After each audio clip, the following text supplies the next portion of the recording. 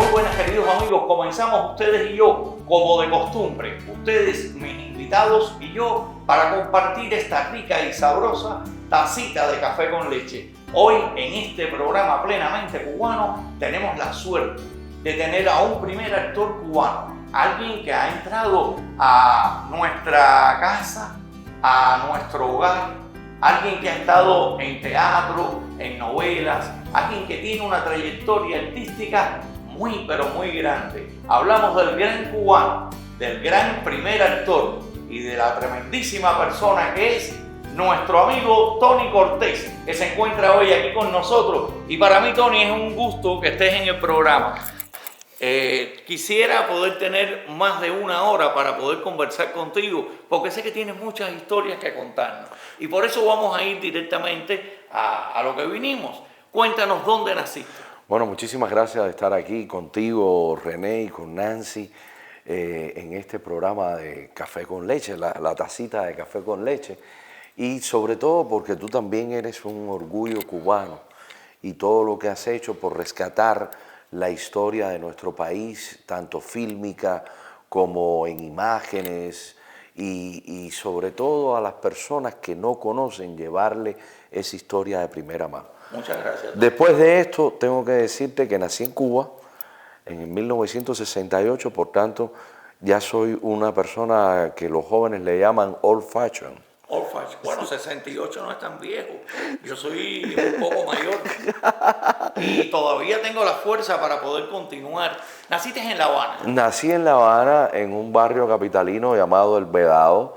Todo el mundo dice que nació en La Habana. Yo tuve la suerte de que tanto mi madre como mi padre confluyeran en esa avenida de 17 y K, se enamoraran ahí y ahí empezaron a fundamentar su relación y su vida. Qué linda barriada. Yo soy de La Habana también, soy de La Víbora, de Víbora Park. Oiga, pero yo tengo unos recuerdos muy bonitos de esa acá, sobre todo de un club que se llamaba el Karachi. Me imagino que estaba a 2 cuadras. Karachi era el club donde yo iba con 13 o 14 años, te cuento, a sacar a mi abuelo. Mi mamá me mandaba a las 12 del día, me decía, vaya y busque a su abuelo.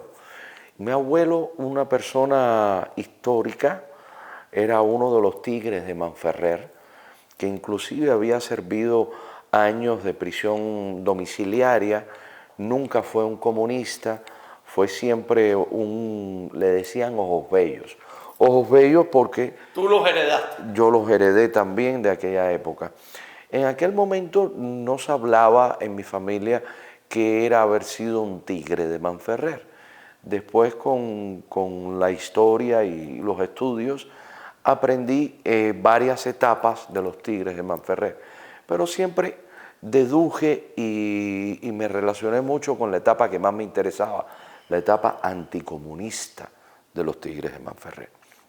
Entonces mi abuelo, ya en su última etapa, vestido de drill 100, con más de 90 años, iba a tomarse sus traguitos de ron en el Karachi y mi madre me mandaba, búscalo. Entonces yo me paraba y le decía al portero, Espina está allá adentro. Y el portero me decía, sí, pero vamos a ver cómo se lo decimos. Porque Espina era un tipo de un carácter muy fuerte. Que también lo heredaste tú. También heredé ese carácter. Ya venía con los ojos. Todos los Espinas siempre, porque los Cortés son muy saludables, muy cariñosos. Son Cortés y los Espinas son una espina. Sí, ahí sí se cumple fehacientemente la teoría de el Cortés es Cortés. El Espina es una espina. Es muy, muy peligroso. Entonces, es como el Dr. Hyde y ¿viste? Sí, claro. Entonces, la familia Espina es muy complicada, pero es muy sincera, es muy directa, que es la familia por parte de madre, y los Cortés son un pedazo de pan. Eso creo que ha sido el balance perfecto para yo llevarme la vida de la mejor manera. Una barriada muy popular también, no solamente para los que no son cubanos, nos están viendo en California o son de otras nacionalidades. Sabemos que tenemos muchos mexicanos que nos ven, pero que les encantan las historias de cubanos.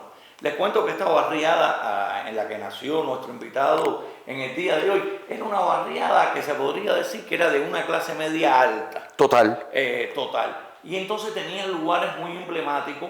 Hoy estamos hablando ahora del Carachi, pero también tenía la pizzería Montecatini. La pizzería Montecatini, mira, en 17 y F estaba la famosa casa patriarcal de H. Human. De H. Human. O sea, el H. Human, que fue uno de las grandes marcas de habano de la Cuba medieval, o sea, uno de los principales... Sí, sobre todo de la Cuba republicana. Creadores de la famosa marca de habano cubana, donde estaba, bueno, obviamente Bolívar, Partagás, H. Human. Yo recuerdo de niño ir a jugar ahí a esa casa, porque Mariela Human, que era la hija de la nieta de... Bueno, es una larga historia y de esa tradición familiar y finalmente la mal llamada revolución termina como que expropiando esa casa o se la permutan y le dan otra casa. Y cuando jugábamos allí, que ahí hoy por hoy está el Instituto de la Música. ¿Y qué es lo que jugaba, Antonio? Imagínate, nosotros jugábamos a tirar los ponzones, los varones jugábamos a los ponzones, caer en el fango. En el fango que se le llamaba Quimbumbia. Quimbumbia también, y habían diferentes tiros y se tiraba también con la mano para arriba. Para arriba, y bolas, o sea, jugábamos las canicas, las famosas canicas. Ahí tendrías más o menos qué edad. Tendría como 9 o 10 años. ¿Y ya tenías inquietudes artísticas? Sí, yo empiezo en el cine cubano con 8 años, en una película de Tomás Gutiérrez Alea que se llama Los Sobrevivientes. Los Sobrevivientes, un clásico de la cinematografía de la cubana. Cinematografía cubana de esos años de cine cubano, cuando realmente habían personas que hacían un cine muy respetado. No importaba el tipo de ideas que tocaba ese cine, aunque Los Sobrevivientes, al cabo de los años tú ves esa película y te das cuenta que es una película que tiene muchas ideas detractoras con relación a la propia era una crítica social y de la revolución. De la revolución. Sí, de la mal llamada revolución. Tomás Gutiérrez Alea, que es un gran cineasta, de hecho tiene 3 películas entre las 100 películas más importantes del cine mundial. Tiene Lucía, Memorias de Subdesarrollo. Muy buena también. Y Los Sobrevivientes. O sea, son... Que ahí con 8 años ya tenías un papel en esa... Perdón, Lucía no, porque Lucía era de Humberto Solás. Lucía no era Memorias del Subdesarrollo. Las 12 sillas. Las 12 sillas. Que con también, Enrique Almirante. Estaba Enrique Almirante y estaba también Reinaldo Mirabay. Reinaldo Mirabay, en paz descanse. Una película muy simpática. Muy bueno, muy bueno. Inclusive he tenido experiencias de ver... Una comedia deliciosa. Sí. Mis hijos nacidos aquí en los Estados Unidos la han visto y me han dicho, papi, esa película es genial. Oye, perdóname los errores porque estoy ahora memorizando contigo. Eso pasa cada vez que uno se toma un café con leche con un amigo. Es un intercambio de impresiones. Hoy estamos disfrutando y conociendo a este gran actor, a este gran cubano, a Tony Cortés, que nos va a seguir contando muchísimas cosas más. Y que también le tenemos algunas preguntas para ver cómo anda Tony con este tipo de preguntas. Preguntas muy interesantes que ya ustedes a través de tantos años conocen las respuestas. Ya está a la venta. Más de 400 años de orgullo cubano. Pinar del Río, La Habana, Matanzas, Las Villas, Camagüey, Oriente. La primera edición de esta colección que no debe faltar en ningún hogar cubano. ¡Cómprelo ya! La Playa Seafood Bar, un paraíso que muy pocos conocen. Ubicado en Homestead Bayfront Park and Marina, las más lindas vistas al mar, mientras disfrutas de sus platos perfectamente preparados para que tengas una experiencia gastronómica increíble. Su variado menú complace todos los paladares, desde el más suculento pescado frito hasta el mejor ceviche de Miami. Cerveza fría, música en vivo ambiente familiar, espectáculos con grandes artistas los fines de semana. Además de su Tiki Bar, con servicio en la arena donde puedes disfrutar de la mejor pizza cubana, piña colada y mojitos. Visita su website, laplayagrillseafoodbar.com para más información. Por primera vez en la historia del exilio y de una forma original, el Miami Virtual Museum presenta la réplica de la sortija de José Martí. Con la compra de la sortija de nuestro apóstol, usted estará contribuyendo al rescate de las costumbres y tradiciones cubanas. Esta edición limitada puede ser tuya entrando a nuestra página web www.miamivirtualmuseum.com o llamando al 305-297-2216. Más del 80% de los estadounidenses y latinos necesitan reparación de crédito. Siendo este un tema tan importante, no es contenido para todos. Credit Care Solution te invita a que obtengas tu certificación en reparación de crédito, con clases presenciales y virtuales. Aprenderás a reparar tu propio crédito o comenzar tu pequeño negocio de compañía de reparación de crédito. Contáctanos al número que aparece en pantalla. ¡Inscríbete ya! Y recuerden, Credit Care Solution, donde su buen crédito comienza. Miami Virtual Museum. Una manera única de ver la historia. Disfrute de grandes exposiciones desde la comodidad de su hogar, a cualquier hora y lugar, con amigos y en familia. Inscríbase ya. Su acceso es muy fácil. Te puedes conectar a través de tu teléfono, tablet o computadora. Si tiene un sistema de lentes VR, la experiencia será espectacular. Miami Virtual Museum ya está aquí y ha llegado para que disfrutes de tu historia y la transmitas a tus descendientes sin importar la distancia y el tiempo, uniendo generaciones. Para más información visite su página web www.miamivirtualmuseum.com. Si eres participante del programa WIC, Florida Baby Food es la tienda para ti. Contamos con todos los productos aprobados por WIC, sus marcas favoritas, frutas y verduras frescas. Estamos en Miami, Broward y ahora con muchas localidades en Orlando, Castleberry, Plant City y Tampa. Florida Baby Food, por más de 35 años brindando servicio de calidad y conveniencia cerca de usted. Florida Baby Food, haciendo que su experiencia de compra sea fácil y placentera. Tony, yo quisiera en este continuar de programa que me contaras un poquito si ya desde esa edad eras precoz en el amor. No, yo creo que a los 8 años, mira, siempre, o sea, en el caso nuestro, tenemos acercamientos a imágenes subliminales que tú le llamas amor. O sea, claro. Siempre te gusta, por ejemplo, a mí me gustaban las muchachas rubias de ojos azules, ese prototipo de mujer me encantaba y tú tenías ese acercamiento romántico, por decirlo, pero yo creo que más que todo estaba concentrado en que me apasionaba mucho el arte, me apasionaba mucho el tema de las cámaras. De hecho, yo tengo una anécdota en Los Sobrevivientes, que Tomás Gutiérrez Alea ya nos había marcado las posiciones. Si mal no recuerdo, Regino era el director asistente de Tomás en ese momento y estaba detrás de los niños que actuábamos en la película. Y entonces a mí se me ocurrió coger pica pica, una frutica que daba pica pica, Claro. un escorzor muy grande en la piel, era como una alergia enorme, y entonces se lo empecé a meter en todos los vestuarios de los actores. Como una Chiste, broma de niño. un chiste. Y me acuerdo que era una escena en el cementerio de La Habana, y estábamos haciendo esta escena, se rodaba en 36 milímetros, el pie de película era muy costoso para aquella época, y había mucha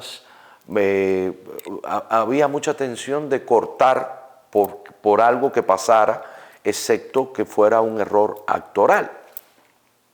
Y entonces cuando empezamos la escena, dice luces, cámara, acción, y empezamos a rodar, la gente le empezó a entrar El pica pica. en pica pica. El pica pica. Y todos terminaron de la mejor manera que podían aguantar. Y cuando cortaron empezaron a decir malas palabras qué sé yo. Y yo había echado el pica pica porque yo a la que quería ver bailando era a la muchachita que tenía mi propia edad, o sea, 9 años. Yo tenía 8, ella Como tenía... para llamarle la atención. Para llamarle la atención y compliqué a toda la filmación. Y complicaste Y todo. entonces empezaron Eras a... travieso. Sí, empezaron a buscar el culpable, pero era honesto. Y cuando yo vi que la situación se está yendo, levanté la mano y dije, yo fui el que le puse pica pica. Entonces me regañaron, me castigaron, mi mamá me dio 2 o 3 cocotazos. Y Pero al final yo creo que todavía está en la memoria de todas las personas que estaban ahí. todo el mundo, Ana Viña, la gran y primera actriz en esa película de Los Sobrevivientes, hacía el personaje de madre, ¿no? Y Vicente Revuelta estaba en la película también. Y años después, ya yo adolescente, me decían qué clase de cabrón tú eras. Por aquel Por el pica-pica, que pica-pica. no se les olvidó nunca. Nunca se les Ya de ahí tu carrera fue más vertiginosa. Empezaste a aparecer en muchísimas series. Salté a la televisión. Saltaste a la Salté a la televisión, empecé a hacer unos programas que se llamaban Nuestros Hijos, que me acuerdo que era Puerta, el director. O sea, después hice comedias, teatros ICR, dramatizado, aventuras, y ya de adolescente salté a las novelas. Entraste sin pedir permiso en todos los hogares cubanos. Sí. Las personas ya esperaban los programas en los que tú participabas, no solamente por el programa, sino por disfrutar tu actuación. Tuve dos cosas importantes. Tuve mucha la bendición de Dios y tuve la suerte de tener la madre que tuve, que me llevaba. Yo era como la extensión de ella. Ella había sido modelo en los años 50 y había sido, decía 2 líneas en la televisión de los 50. Y ella quería haber sido más. Y entonces como que se vio en ti. En mí, en mi hermana, siempre nos puso buenos libros en las manos, nos contaba buenas historias y anécdotas y nos despertó esa pasión por el arte en sentido general. O sea, mi mamá era de las que se paraba delante de una pintura y le buscaba la razón de la pintura. Y eso nos ayudó muchísimo y después nos guió. Hasta los 16 años ella iba a todos los programas conmigo, me cuidaba, me protegía, me decía que era lo bueno, lo malo.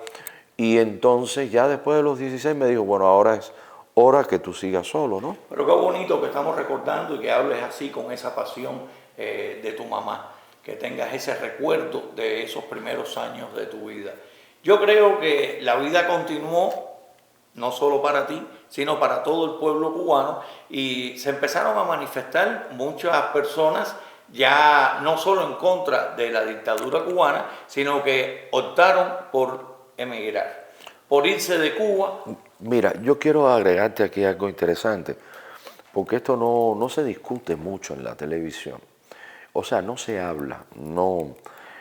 Yo creo que siempre se ha hablado de diferentes exilios. Y esos exilios, el respeto no se compra. O sea, el respeto hacia el exilio de ustedes, que fue un exilio totalmente diferente al mío y totalmente diferente al exilio que está ocurriendo en estos momentos. No vamos a cuantificar los exilios, más bien vamos a hablar de los valores de esos exilios. Hubo un primer exilio que se fue a la desesperada, se fue con la conciencia de esos padres que tuvieron la visión de ver que el comunismo iba a ser un desastre, era un desastre. Pero ese olfato, esa visión de ese primer exilio los llevó a pasar un trabajo enorme. Porque hay que conocer la historia de esas primeras personas que llegaron, los Peter Pan, los de Camarioca, esas personas que llegaron a una ciudad que por primera vez se abría a esas personas que traían una cultura diferente y tuvieron que pasar racismo, tuvieron que pasar humillaciones, tuvieron que hacer trabajos que no por ser trabajos, eran trabajos que eran bastante duros y deplorables. No habían incentivos económicos, no habían apoyos y no había una serie de cosas que por el tiempo después hubo. Esas personas fueron las que fundaron esta sociedad que nosotros vivimos. Por eso cuando yo hablo con algunos extranjeros que me dicen ustedes, los cubanos, yo les digo, aguántate un momentico. Esto era pantano y ciénaga cuando llegaron los cubanos como primera generación de cubanos y construyeron el Miami actual.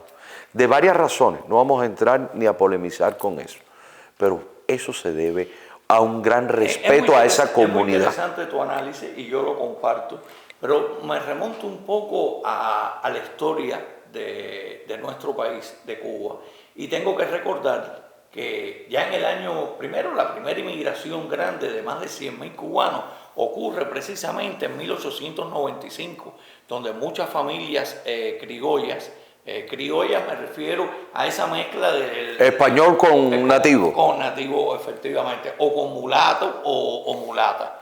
Entonces, ¿qué pasa? Que estos muchachos ya desde 1864 habían mandado a los Estados Unidos a muchos de esos muchachos a estudiar acá. De hecho, y esto es un paréntesis para que usted sepa por qué este programa hoy es plenamente cubano. En 1864 llega a Cuba Nemesio Guillot. Nemesio Guillot fue quien llevó el primer bate de pelota a Cuba y lo lleva conociendo ya las reglas del béisbol que había aprendido aquí en Alabama y lleva a Cuba ese deporte. ¿Qué sucede? Unos pocos años después, en 1871, viene el famoso fusilamiento de los estudiantes de medicina. Y el cubano asume con el béisbol una forma de protesta contra la colonia española. Total. El capitán general de la isla lo prohíbe jugar el béisbol, la pelota, porque dice que no era un juego de reyes, sin saber que ya los cubanos éramos casi los reyes del béisbol. Tan es así que lo empezamos a exportar. Somos los Martín Digo. No solamente el primer cubano que juega, que es Esteban Bellán. Mira, vamos a hacer una cosa, vamos a invitar a los televidentes a ver un fragmento del documental La Bola se va, y ya los espero para estar aquí con esta tacita de café con leche y con este gran invitado en el día de hoy. Aquí los esperamos.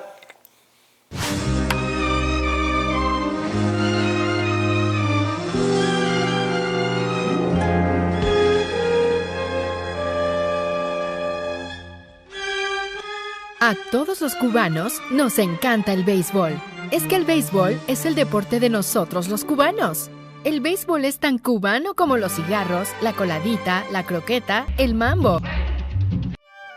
Los cubanos hemos sido pioneros desde los primeros días del juego, desde Esteban Bellán, quien en 1871 se convirtió en el primer jugador nacido en Latinoamérica en competir en una liga profesional de béisbol en los Estados Unidos, hasta el miembro del Salón de la Fama Tani Pérez y el señor de los White Sox, Minnie Miñoso.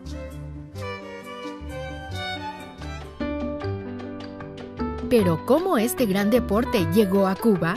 Es que la historia del béisbol no es tan predecible como se suele decir. Existen evidencias de que se han practicado juegos con un palo y una bola desde el inicio de la civilización. Antiguas culturas como la persa, egipcia, griega y maya practicaban estos juegos como una forma de diversión y como parte de ciertas ceremonias. Luego, juegos de este estilo se extendieron durante la Edad Media por toda Europa y se popularizaron en varias formas.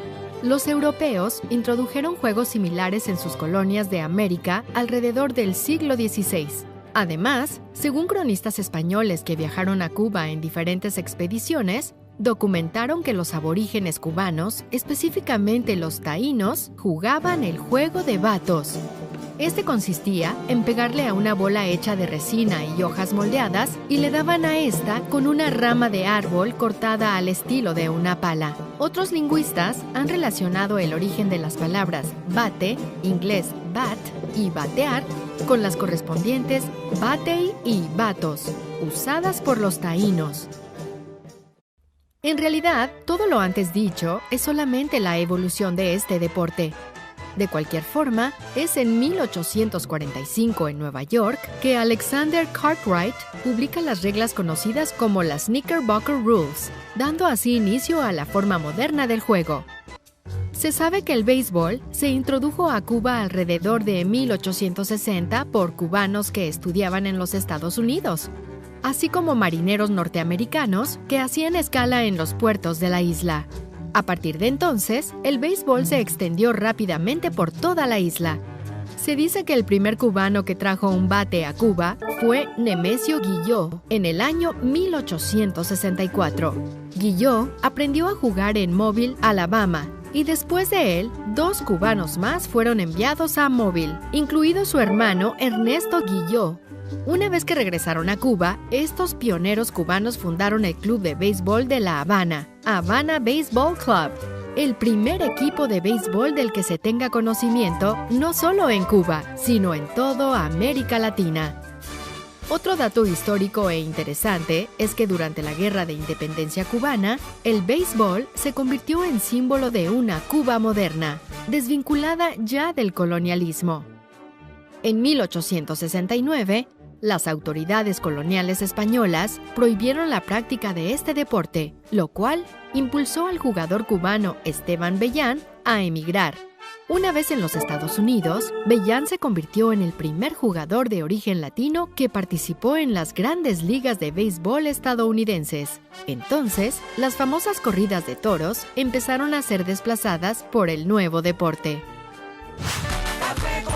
Si eres participante del programa WIC, Florida Baby Food es la tienda para ti. Contamos con todos los productos aprobados por WIC, sus marcas favoritas, frutas y verduras frescas. Estamos en Miami, Broward y ahora con muchas localidades en Orlando, Castleberry, Plant City y Tampa. Florida Baby Food, por más de 35 años brindando servicio de calidad y conveniencia cerca de usted. Florida Baby Food, haciendo que su experiencia de compra sea fácil y placentera. Ya está a la venta. Más de 400 años de orgullo cubano. Pinar del Río, La Habana, Matanzas, Las Villas, Camagüey, Oriente. la primera edición de esta colección que no debe faltar en ningún hogar cubano. ¡Cómprelo ya! Por primera vez en la historia del exilio y de una forma original, el Miami Virtual Museum presenta la réplica de la sortija de José Martí. Con la compra de la sortija de nuestro apóstol, usted estará contribuyendo al rescate de las costumbres y tradiciones cubanas. Esta edición limitada puede ser tuya entrando a nuestra página web www.miamivirtualmuseum.com o llamando al 305-297-2216.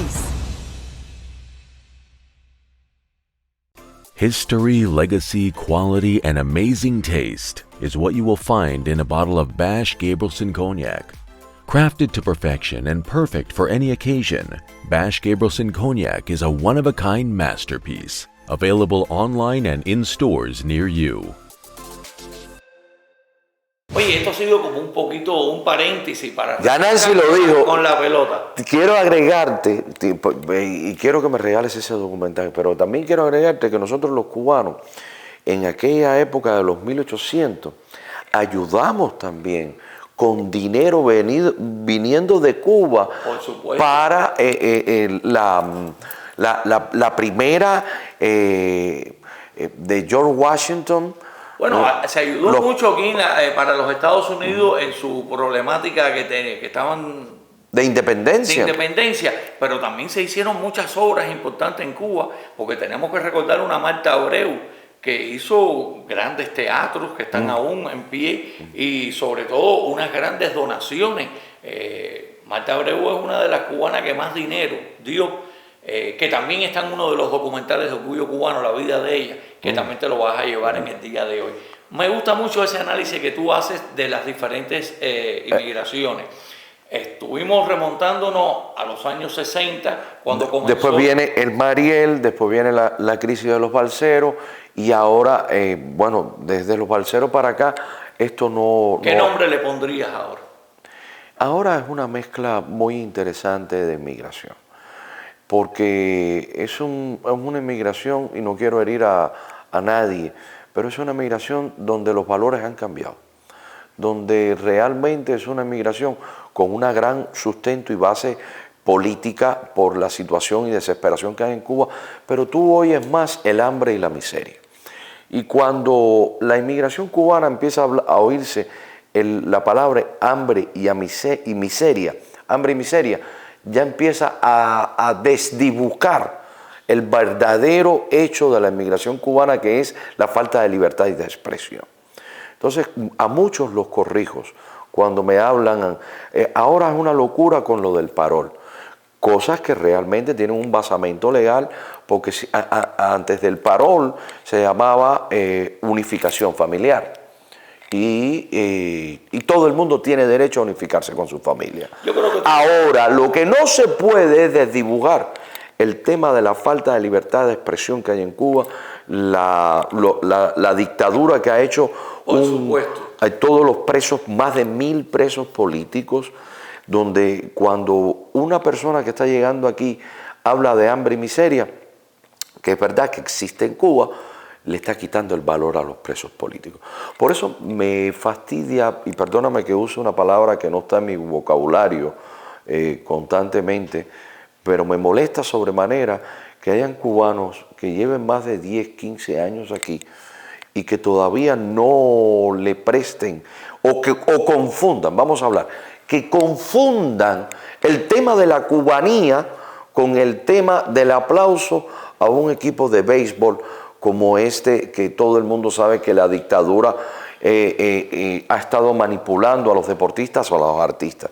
Y entonces viene la respuesta, bueno, pero los duques y los fulanos, bueno, mira, todos fuimos manipulados, todos fuimos manejados con adoctrinados con hilos invisibles. Pero es el mismo hecho que hay personas que aquí, y esta es la respuesta al tema del béisbol, hay personas aquí que juegan en las grandes ligas, que han jugado en las grandes ligas, que son nombres que están con letras doradas en la historia del béisbol americano y cubano, y dicen, no voy a participar con ese grupo. Ya ahí debería haber una alineación desde el punto de vista del resto de los peloteros que digan, bueno, si no va a estar Candelita Iglesias, si no va a estar Harold Chapman, si no va a estar Puig, si no va a estar Abreu de los White Sox, que ahora cambió de equipo, no voy a estar yo, Joan Moncada. Pero Joan Moncada, que para mí es una persona que no tiene ningún valor de ningún tipo, y a mí me gustaría encontrármelo para decirle que usted es un perro descarado, a lo cubano, ron, tabaco, habano. Hay que aclarar que ese carácter lo heredaste de tu abuelo. Claro, claro. Entonces, está mal que nosotros mismos nos pongamos, ¿por qué quieres jugar con el Team Hacer? Además, el otro día estaba haciendo un análisis con otro amigo muy inteligente que me decía, ¿cómo esta gente manipula algo que le llaman el Team Hacer? O sea, le ponen una palabra muy cubana, hacer, pero le llaman team. Y team en inglés.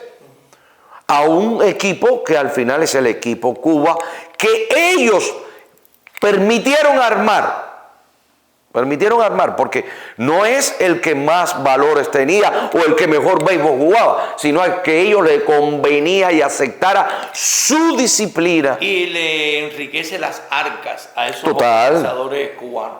Sí, es muy interesante. Pero más denigrante es lo que ha hecho el Miami, el club de béisbol de nosotros en Miami. Que prohibió la entrada a algunas personas. O sea, esto es interesantísimo. Estamos en un país libre del derecho a usar nuestra expresión. Nosotros hemos visto pullover de Life Black Matter, ¿no? Correcto. Pullovers en contra en la presidencia de Trump, en contra de Trump. T-shirt en contra de lo que sea. Y eso se ha respetado. O sea, inclusive se aplaude esos movimientos. Entonces, ¿cómo es posible que los Miami Marlins permitan entrar un t-shirt que diga Life Black Matter y no permitan entrar un t-shirt que diga Patria y Vida? Entonces nosotros sí podemos hablar de racismo. Y más cuando ese estadio lo pagamos nosotros los contribuyentes cubanos. en un lugar meramente cubano. Es denigrante y ofensivo. Hubo una reunión, tengo entendido, para ver cómo iban a ser los puntos de entrada del estadio y el comisionado Manolo Reyes se opuso literalmente y plantó bandera como buen cubano. Un saludo a Manolo Reyes, donde él dijo que con esas condiciones entonces no se iba a poder permitir porque no iban a estar de acuerdo. Las condiciones eran esas, que no podían entrar con ciertos letreros políticos, que no podían entrar con vestimentas políticas. Mira, es un tema un poco delicado y yo te voy a decir algo más. Yo creo que el gran problema de los cubanos en estos momentos y en esta inmigración y en ese cubano que está en Cuba hoy por hoy es la educación. Nosotros venimos de una generación en la que tuvimos grandes maestros, donde teníamos maestros de profesión, maestros que habíamos heredado de un sistema diferente a este sistema totalitario, que nos enseñaron cívica, nos enseñaron moral, nos enseñaron respeto. Porte y aspecto. Tú acabas de contar ahora la influencia educacional de tu madre en el sentido de, como te decía, lo importante que era cultivar y culturizarse uno como persona. Hoy por hoy, desgraciadamente, los abuelitos que hay en Cuba son personas nacidas dentro de ese régimen. Personas que no solamente han sido adoctrinadas, sino que carecen de muchísimo conocimiento de por qué realmente nosotros los cubanos debemos sentirnos orgullosos de ser cubanos. Entonces da mucha vergüenza cuando dicen, aquí yo prefería haber nacido en otro país. Y se equivocan. Yo hice un post, un video apoyando al Team USA y mis razones por las cuales yo apoyaba al Team USA. Y se hizo viral en las redes sociales y mucha gente empezó a escribirme apoyándome y otros, obviamente, que son los haters, Castro Comunista, Díaz Canel y demás, a acusarme de falta de cubanía. La cubanía es un concepto y un sabor que tú lo llevas en tu corazón, en tus palmas, en tu rincón. Como decía José Martí, cubano eres donde estés, porque llevas lo tuyo adentro, el verdadero cubano. Qué bueno que hayas mencionado a Martí, y te voy a interrumpir un minuto porque le quiero contar a los televidentes, y a ti también te vas a enterar en este programa. La historia de Martí es muy bonita en todos los sentidos. Desde muy joven, a los 16 años, es obligado a trabajo forzado durante 2 años en canteras de cal, allá en La Habana, en San Lázaro. Ahí él se enfermó de los pulmones para toda su vida. A los 2 años lo destierra en España y él coge un eslabón de la cadena que lo aprisionaba y se manda a hacer una sortija que tuvo con él durante toda su vida hasta el día de su muerte. Una sortija que decía la palabra Cuba. Un grupo de personas del Miami Virtual Museo nos hemos reunido y estamos lanzando por primera vez la sortija. Yo vi. La sortija de Martí. Y es muy interesante porque el propio Martí dice, literalmente, esta sortija es la única que queda bien en mi dedo anular, porque es la que me compromete con la libertad de Cuba. El Miami Virtual Museo no pretende que la sortija una a todos los cubanos, porque eso es una misión casi imposible. Pero sí pretende que la persona que tenga la sortija pueda ser reconocida como una persona que desea una mejor Cuba. Una Cuba con libertad y una Cuba donde la persona más humilde pueda llevar un plato decente a su mesa. Es bonito conversar sobre Martí. El 20 de mayo vamos a presentar el documental nuevo que hemos hecho de él, que es Obra y Vida de Martí. Vamos a contar de un Martí hombre que tuvo 4 mujeres, 2 Marías y 2 Carmen. Y cómo inclusive aprendió a jugar ajedrez para poder llegar a sus novias. De mujer, pues de mujer quizás mueras de una mordida, pero no empañes tu vida hablando mal de mujer. Oiga, con esto sí, vamos a ir a otro corte. Vamos a seguir ustedes y yo y el invitado que está con nosotros, que es un invitado de lujo, hablando de estas cosas que solamente se hablan cuando uno se toma una rica y sabrosa tacita de café con leche. Ya está a la venta. Más de 400 años de orgullo cubano. Pinar del Río, La Habana, Matanzas. Las Villas, Camagüey, Oriente. La primera edición de esta colección que no debe faltar en ningún hogar cubano. ¡Cómprelo ya! La Playa Seafood Bar, un paraíso que muy pocos conocen. Ubicado en Homestead Bayfront Park and Marina, las más lindas vistas al mar, mientras disfrutas de sus platos perfectamente preparados para que tengas una experiencia gastronómica increíble. Su variado menú complace todos los paladares, desde el más suculento pescado frito hasta el mejor ceviche de Miami. Cerveza fría, música en vivo, ambiente familiar, espectáculos con grandes artistas los fines de semana. Además de su Tiki Bar, con servicio en la arena donde puedes disfrutar de la mejor pizza cubana, piña colada y mojitos. Visita su website, laplayagrillseafoodbar.com, para más información. Por primera vez en la historia del exilio y de una forma original, el Miami Virtual Museum presenta la réplica de la sortija de José Martí. Con la compra de la sortija de nuestro apóstol, usted estará contribuyendo al rescate de las costumbres y tradiciones cubanas. Esta edición limitada puede ser tuya entrando a nuestra página web www.miamivirtualmuseum.com o llamando al 305-297-2216. Más del 80% de los estadounidenses y latinos necesitan reparación de crédito. Siendo este un tema tan importante, no es contenido para todos. Credit Care Solution te invita a que obtengas tu certificación en reparación de crédito, con clases presenciales y virtuales. Aprenderás a reparar tu propio crédito o comenzar tu pequeño negocio de compañía de reparación de crédito. Contáctanos al número que aparece en pantalla. ¡Inscríbete ya! Y recuerden, Credit Care Solution, donde su buen crédito comienza.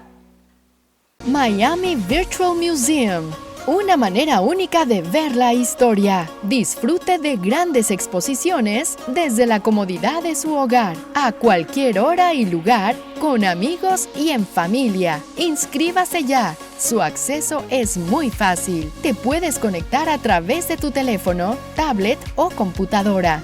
Si tiene un sistema de lentes VR, la experiencia será espectacular.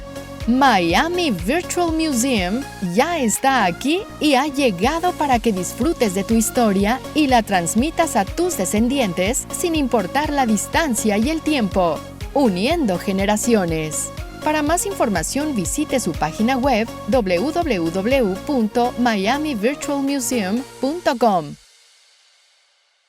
Si eres participante del programa WIC, Florida Baby Food es la tienda para ti. Contamos con todos los productos aprobados por WIC, sus marcas favoritas, frutas y verduras frescas. Estamos en Miami, Broward y ahora con muchas localidades en Orlando, Castleberry, Plant City y Tampa.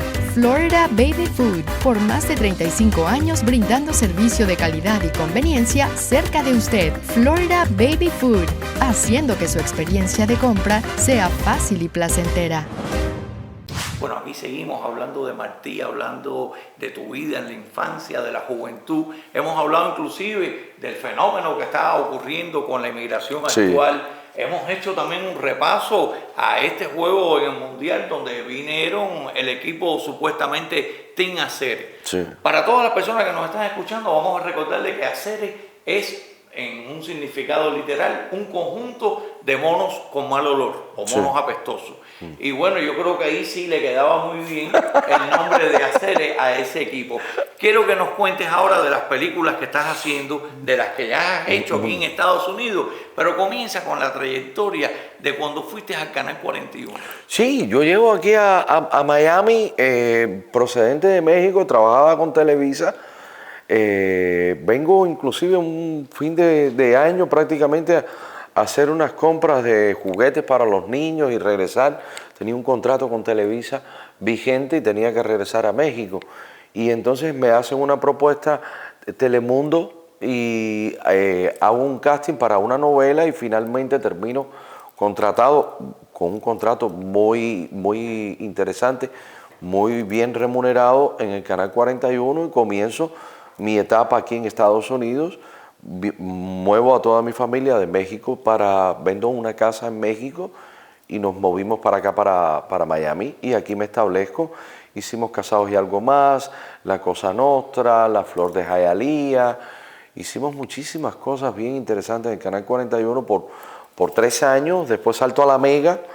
Ahí comienzo con María Elvira Salazar, actual representante nuestra en Washington. Claro, la congresista. La congresista. Y hicimos Sobre Mis Pasos, donde fui nominado por varios premios Emmy. Después hice Raíces y Recuerdos. Hicimos muchas cosas, salté después a Univisión y finalmente creé un canal de televisión, igual que tú, que he sido siempre muy inquieto. En Roku. En Telecaribe, con una señal del 18, después Telecandela, y finalmente llegué a lo que estamos hoy, que es Cachito Universal Studios. Son los estudios más grandes que eran propiedad de Telemundo, y tuvimos un grupo de inversionistas compramos el canal, o sea, lo que eran los estudios, las facilidades, y ahí creamos en TV USA, una plataforma a través de un app que usted lo puede buscar. Ya desarrollamos todo lo que es el Café Cachita, y ahora un excelente café gourmet que te voy a invitar, que se llama Gran Habana, que además cotiza en la Bolsa de Valores en este momento. Con Cachito Universal Studio creamos todo un contenido, y en este momento nos hemos diversificado, y cada salón le hemos puesto un nombre representativo para una cultura que está presente aquí en Miami. Sebastian Venue, que lo opera una compañía productora asociada con nosotros, porque yo creo en las asociaciones. Claro. Yo creo en las personas que pueden aglutinar y hacer que algún producto sea mucho más grande. Tanto Alain Piedra como yo hemos creído en eso, y nuestro senior de finanzas, Julio, que nos apoya en todas estas ideas que parecen locas, pero que al final llegan a un buen puerto. Y tenemos Sebastian Venue, que es para la comunidad venezolana fundamentalmente. Ahí se hace un programa muy famoso que se llama Free Cover, que invita y trae artistas. Que se pueden ver, porque vamos a poner aquí en pantalla cómo pueden ver esa programación. A través también de YouTube pueden verlo. Y nuestra aplicación, después creamos el concepto de Celia Cruz, donde Celia Cruz Salón, donde nuestro gran amigo Homer Pardillo nos ha apoyado mucho con preservar el nombre de nuestra guarachera de Cuba. Entonces ahí hay salsa, y hay merengue, República Dominicana, Colombia, vallenato. Es decir, que en la actualidad estás en tu charco, estás en tu jugo. Y por último hemos hecho Olympus Salón, que es un reality show sobre la comunidad LGBTQ, sí, que lo dirige y lo produce Maritrini, que es un ícono de esta sociedad de inclusión que vivimos en este momento. Además que es un espectáculo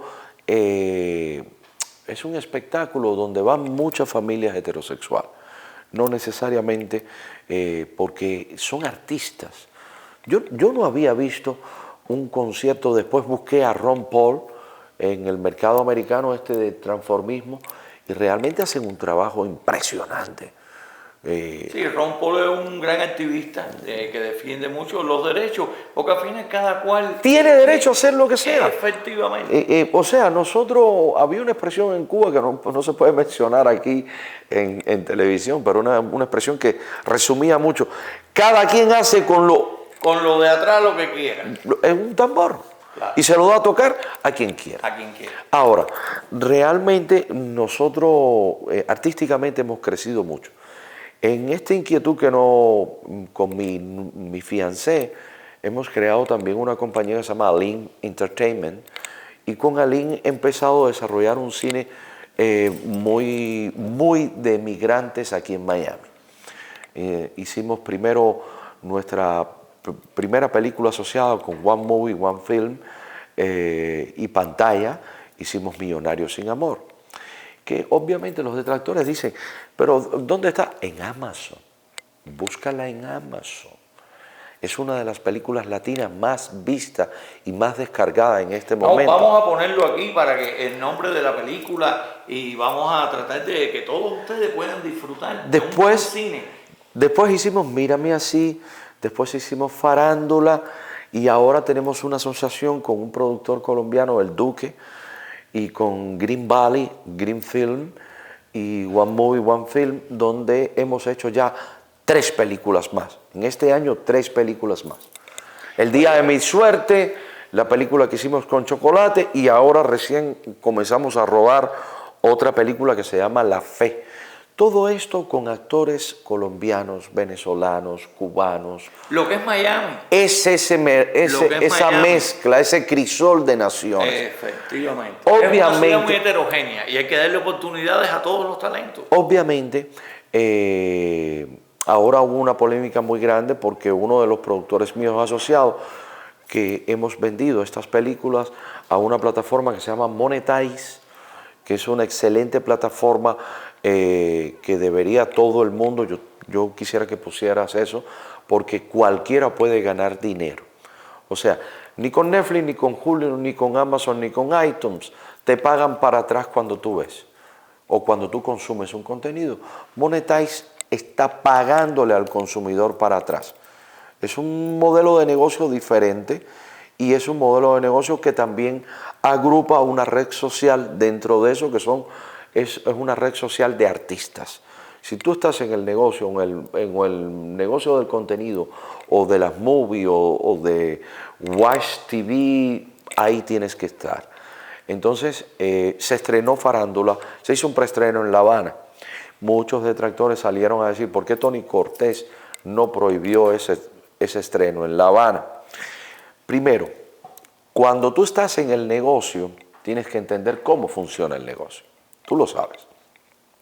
Cuando tú haces una película y tienes 3 productores ejecutivos en igualdad de condiciones, en igualdad de dinero, correcto, tú tienes que respetar esos contratos. Y después que se hace la venta de la película, la plataforma adquiere un poder sobre ese proyecto. O sea, cuando tú creas un proyecto, tú no sabes para dónde va ese proyecto. Tú quieres que vaya para donde tú quieres. Yo quiero ganar un Oscar, pero eso es en dependencia de la... Esta plataforma nos ofrece 200 cines en Estados Unidos.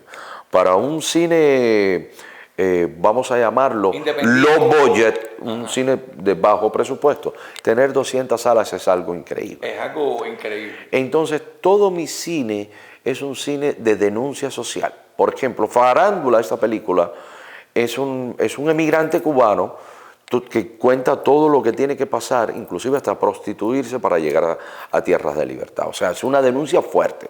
Entonces, uno de los productores coordinó con la plataforma para hacer un preestreno en La Habana. Yo me reí, dije, no lo van a aceptar, no lo van a aceptar. Pero estos tipos son unos grandes manipuladores, o sea, el castrocomunismo. Lógico. Aceptaron hacer la proyección, pero me impedían a mí entrar a Cuba.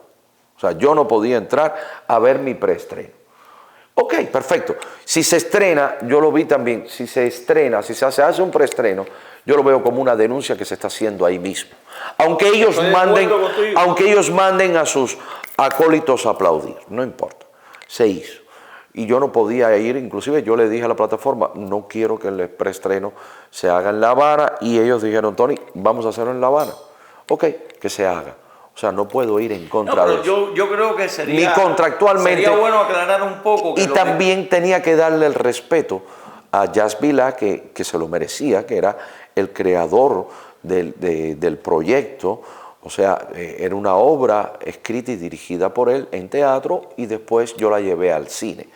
Entonces, fue un éxito. Fue una forma. Fue un éxito. Pero, y también, además del éxito que haya sido ese preestreno, yo creo que el éxito mayor desde el punto de vista mío como cubano es habérselo hecho a ellos ahí. Y que sirvió también para demostrar una vez más la censura de un gobierno dictatorial, prohibiéndole la entrada a productor ejecutivo. A productor ejecutivo. O sea, pudo ir la productora también. Pudo ir la productora ejecutiva que es americana y viaja con su pasaporte americano, y pudieron ir muchos actores. Yo soy americano, pero yo como cubano tengo que entrar como cubano ahí, y eso es algo que no voy a admitir. Claro. Y además ellos me tienen un lockdown que yo no puedo entrar a Cuba, cosa que también le agradezco, porque mis palmas yo las tengo en mi casa también. Mira, lamentablemente el tiempo se nos va conversando. Ha sido muy interesante conocer cosas tuyas, ver cómo te emocionaste cuando hablaste de tu mamá. Sí. Y eso yo en paz descanse y Dios la tenga en la gloria. Dios la tenga en su gloria. De ti ya sabemos que a los 8 años le echaste pica pica a la gente en la filmación de un rodaje, una película. Sabemos también todo lo que nos has contado, más los que ya sabíamos que hemos seguido tu carrera. Pero yo quiero hacerte una pregunta, Tony Cortés. ¿Sabías tú quién inventó el café con leche?